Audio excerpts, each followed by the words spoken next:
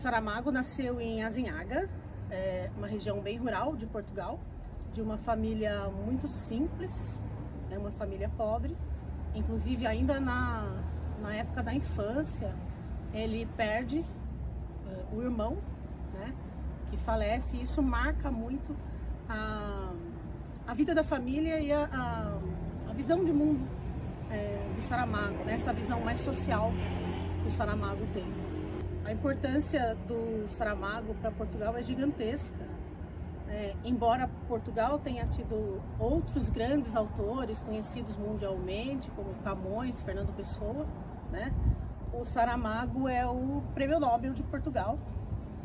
Ele tem um alcance muito grande em termos literários no mundo. Não por ser um Prêmio Nobel, né? Porque há muitos autores que ganharam o Prêmio Nobel e a gente pouco conhece, mas por ele ser... pelo impacto que a literatura dele causa mesmo, né? Ele trabalha alguns temas, digamos, polêmicos, né? Como o Evangelho segundo Jesus Cristo, né? O Saramago mesmo disse que ele se muda de Portugal por causa desse livro, né? Pelo impacto que esse livro causa na sociedade portuguesa, bastante conservadora.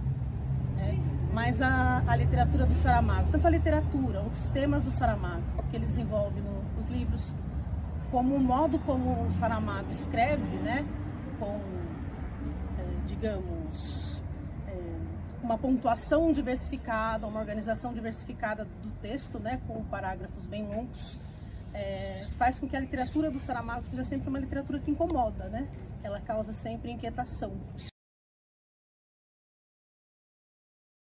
Sobre a presença do Saramago na literatura portuguesa, ela também é importante porque nós temos de Portugal mais poetas, né? A literatura portuguesa começa com as cantigas trovadorescas e segue uma tradição poética sempre num ritmo muito interessante. Nunca cai a produção poética de Portugal, né? Mas o desenvolvimento da prosa não segue o mesmo ritmo. Então a gente tem ali no século XIX um Eça de Queiroz que se destaca como prosa, mas não tem uma continuidade tão forte de um outro grande autor na sequência, né?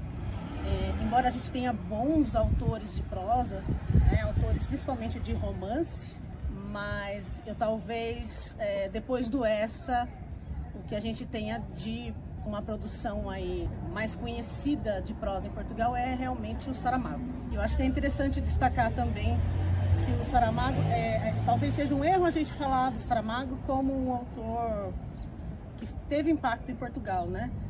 Porque talvez ele seja um autor que causa grande impacto como um produtor de literatura em língua portuguesa em geral, né? Assim como outros grandes autores brasileiros, por exemplo, como Machado de Assis, como João Guimarães Rosa, Clarice Lispector, que foram inovadores, né, tanto no desdobramento das suas temáticas, na forma literária de prosa, como no uso da linguagem. O Saramago também causa esse impacto tão grande na produção de língua portuguesa.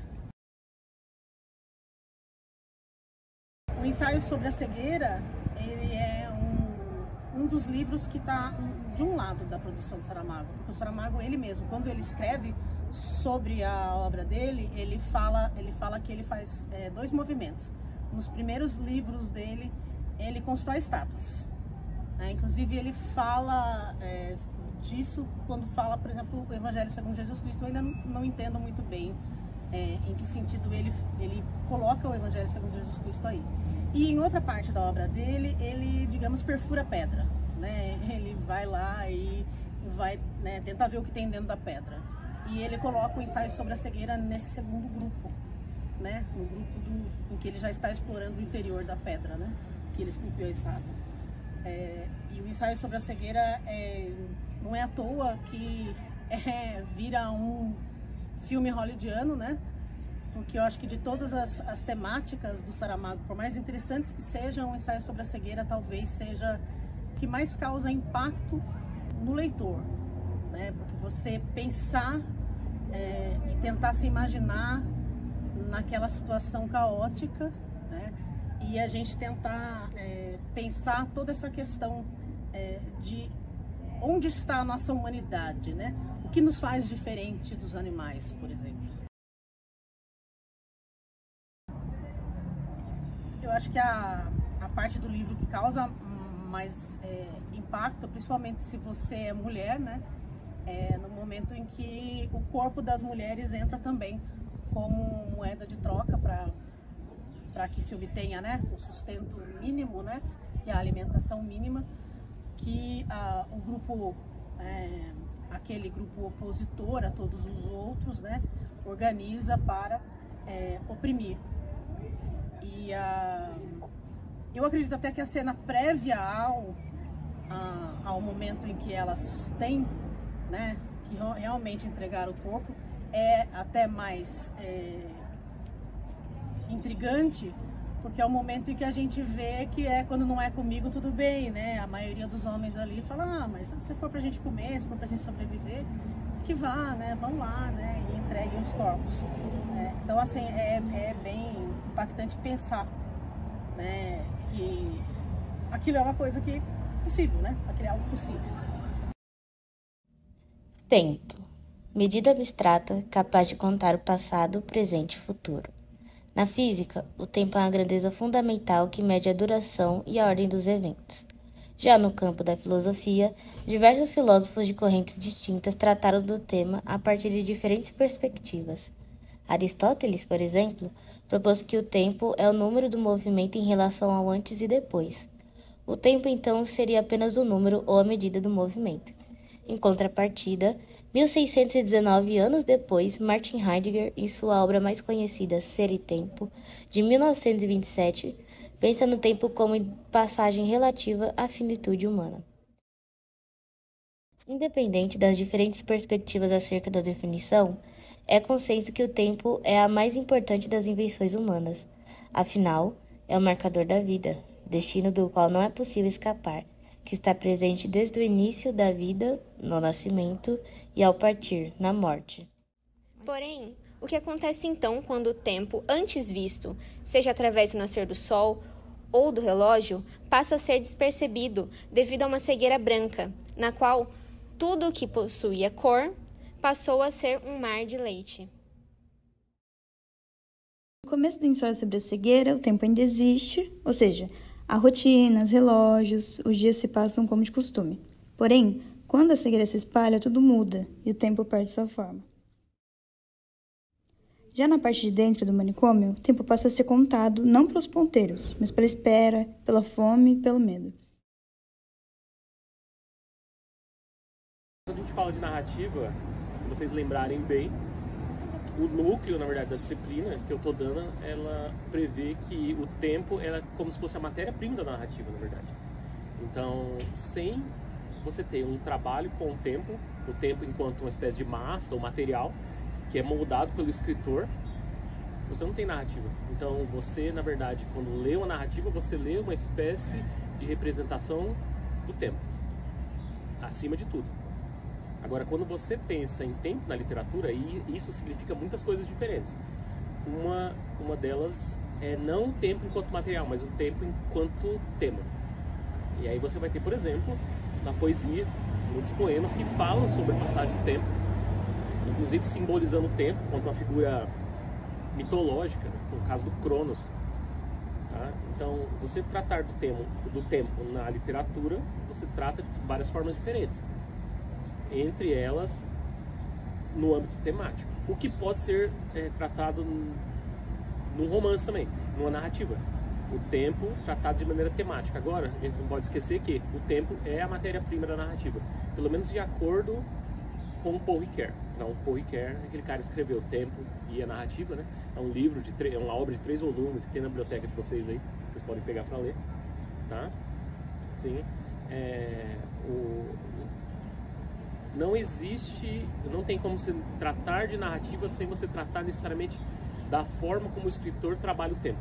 Então você pode até chegar à conclusão de que uma obra literária ela é 100% linear, tá? Que ela é 100% em tempo real, por exemplo, certo?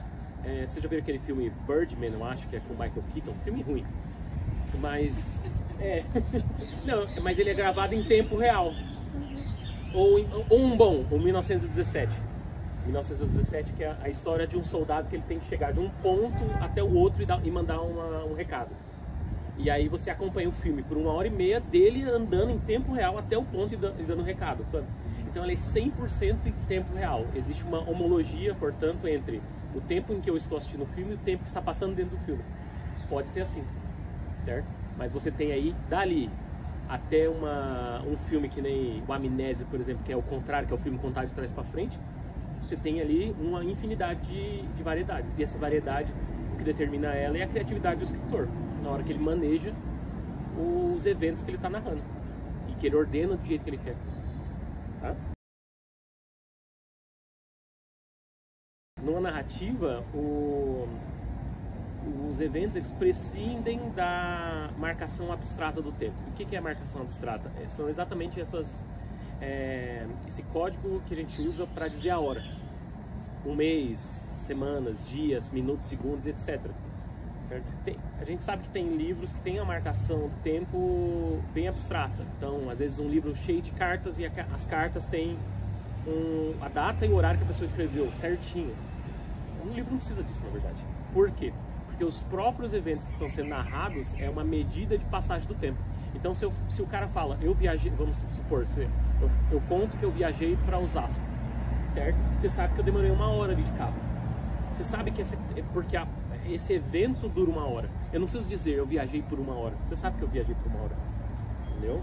Então, no fundo, mesmo que não tenha a marcação abstrata do tempo, o leitor ele tem uma percepção da passagem do tempo. Ele não fica 100% seguro. Sem dúvida que não fica. Ele pode entrar num debate com outro leitor, que teve uma percepção diferente. Mesmo assim, você pensa no ensaio sobre a cegueira, você tem a percepção de quanto tempo passou. Quanto tempo será que foi ali? Talvez alguns dias, talvez 1 semana. Com certeza não foi 10 anos. Tá? Mas ainda assim, eu consigo dizer mais ou menos porque os eventos revelam a passagem do tempo para mim. O tempo passa a ser então um presente contínuo. Não há passado, não há futuro, há apenas sobrevivência. Quando os cegos finalmente saem de lá, o tempo volta, mas não como antes. Pode-se dizer então que o tempo, em ensaio sobre a cegueira, seria o tempo da consciência humana, o tempo que resistiria mesmo quando o mundo inteiro escurece.